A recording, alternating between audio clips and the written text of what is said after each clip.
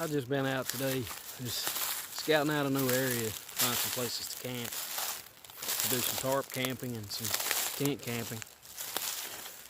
Lord willing. This is a beautiful place that we found, which I know it was up here, but it was restricted because there was a mine that was working up here in the head of the hollow. But it has since closed down, and now this is open to everyone. So beautiful old timber up here, old beech trees, a lot of old oak trees and different things, sycamores, just all kinds of different trees. Really old, big, gnarly looking. And I really think it's cool. If you look right above me here, right in this area, these are some big gnarly beech trees where the squirrels like to make their homes. Just getting out of the house for a while. You know, the world's in turmoil right now, but we're trusting in God, our Savior, to bring us through this, and He will in His time. But today we're just out enjoying what He's given us to enjoy and doing our part to social distance ourselves. And what better place to do that than out in the mountains here in West Virginia. Thanks for coming today, guys. We appreciate your support. All right, everybody, say that the scenario is we're out of water. Our water container is empty. We're walking through the woods and we come across this spring that's coming right out of the ground. You can see, guys, the source here is coming out right here. Coming out right here out from under these rocks. It's not a stream, but it's a spring. It's coming out of the ground here. So my opinion, now I'll probably get some scoffers or some people not to agree, but my opinion, this is good to drink because I can see the end of this stream, this spring. I can see that there's no dead animals laying in it. There's nothing else. So now I just got to figure out how to get it in my container and keep as much debris out of it as I can without running it through a filter. So we're going to show you guys how to do that the way we do it. This may not be the way you do it or somebody else does it. This is the way I do it, so take it for what it is. But we're going to show you the way we would collect water out of this spring here in our water bottle. All right, guys, there's one key factor for me, the way I'm going to do it, to getting water into my container out of that stream. We have in my area, this part of this region of the United States where I live, I don't know what the technical term for this is, but in early spring, all through the summer, but up into the fall and the winter months, this plant will turn hard and brittle. But we call them water weeds around here where I'm from. I don't know what the term is, the technical term, but they're hollow in the center, and you can use them like a straw or as a conduit to get water to where you want it to go. So I'm going to show you what that plant looks like. It usually grows around water, and hence the name water weeds. So we are by the creek.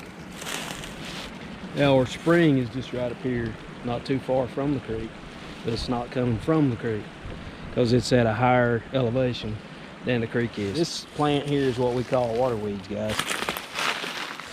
It's a hollow plant, and it grows pretty tall. You can see the older ones here. Here's one of the older ones, and they get really brittle in the fall up into the winter. But these tender ones here I can use as a conduit. I could even use the brittle ones as far as that goes. And I think that's what we'll do to keep from killing one of these new ones. But I can take this one, and it's kind of like bamboo. It's got a joint here, you know, every so often. And what we'll have to do is get a smaller diameter stick and ram it through this to open that hole, that passageway up to get it to where our water can run through. All right, guys, we've got our water weed here that we're going to use. I'm just going to take my bushcraft knife and cut it right here at this joint, right below where it joins together. You can see there's a solid part in that, and if you cut it right below that, it's hollow. It's just like bamboo, works in the same principle. We'll cut this one below the joint to give us the void that we need. If it doesn't look perfect, that's okay too, guys, as long as it's functional. Now I got to find something smaller to push the centerpiece out. We're going to use this tree limb here, guys, to punch that other piece out. So what I'm going to do, this is my idea, I'm going to sharpen this. I'm going to sharpen the end of this so it'll be easier to punch through that passage into the other part. Make sure this is as smooth as I possibly can.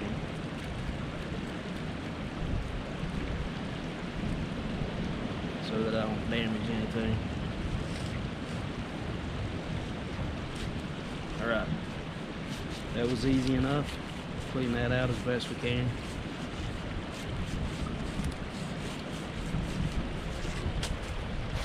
Now we have a conduit, guys, to run our water through into our container. What I'm going to do is I always have bandanas with me, guys, when I'm out bushcrafting, hiking, camping. I always carry bandanas in my backpack. In a pinch, you can use them as a filter, and I'm going to demonstrate that today. I'm just trying to cut this off a little more clean. That should do the trick, guys. Let's get back to the spring and we'll get this thing, get some water pumping. Okay, everybody, this is my bottle that I carry. Not all the time. Most of the time I carry my canteen, but I've got this one today. It's an Algene bottle. But what we're going to do down below here, where we're going to collect this water, I'm going to dig this out a little so that I'll have room for my bottle to fit underneath this pipe that we made. Doing my best not to stir up the water upstream where it's going to be coming down into my bottle. And here's our conduit that we made out of the waterway, as you guys remember. And we're going to try to get it fixed here in a position to where the water's coming through pretty good.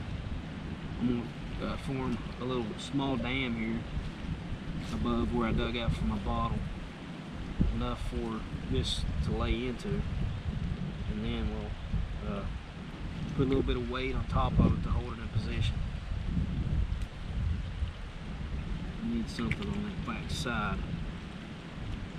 A little bit of weight. Here's a rock. Let's see if it'll work. Yeah, that'll work. So what we're going to do now, guys, is let this run a little bit to get all the debris out of the tube and let the water settle so it'll be as clean as it can be.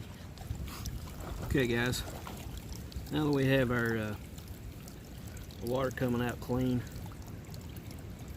out of the end of that pipe, we'll take our water bottle, take this bandana, and just cover the end of it, pressing it down to make an indentation in the top.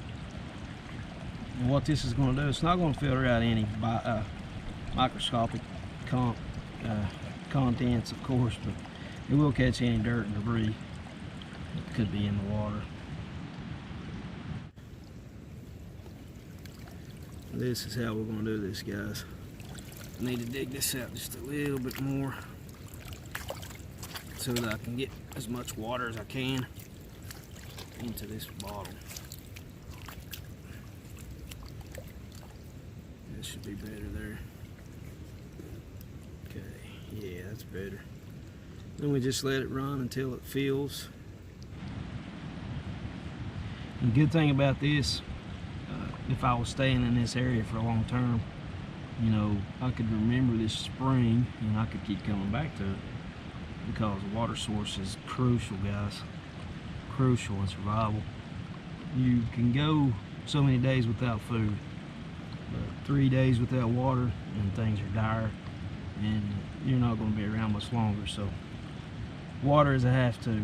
Food you can do without for a while, but eventually you'll start getting weak. But water, you get dehydrated and you're going to die eventually.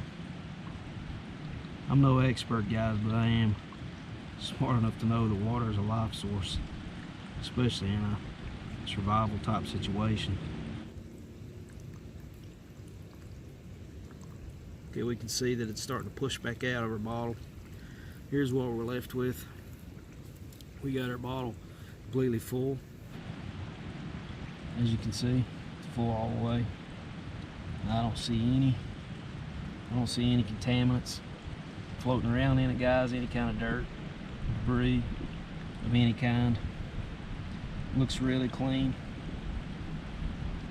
And we're gonna give it a try. We're gonna give it a taste.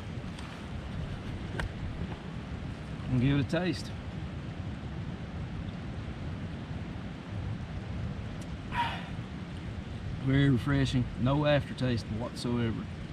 I don't taste dirt, it just tastes good, clean water.